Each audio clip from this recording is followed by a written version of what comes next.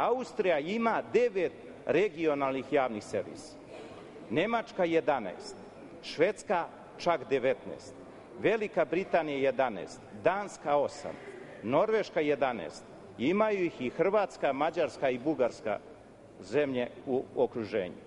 Evropska praksa, najbolja evropska praksa, podrazumeva postojanje regionalnih javnih servisa.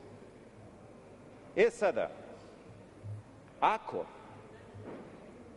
postojeći mediji u unutrašnjosti, zbog pre svega opšteg ekonomskog stanja u zemlji, zbog toga što su uglavnom neprofitabilni, prestanu da rade ili na konkursima za dobijanje određenih projekata budu potisnuti od medija, pre svega mislim iz Beograda i medija s nacionalnim frekvencijama, kakvo ćemo mi stanje imati?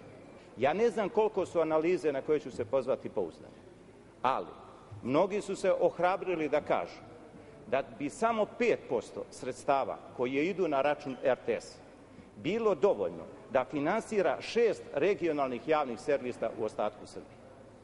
Samo 5%. Neka je to i 10%, neka i 15%, neka i 20%, neka je i 50%. Mislim da ste trebali da krenete u ovom smeru. Evo zbog čega. Postoji nešto što se zove i praksa.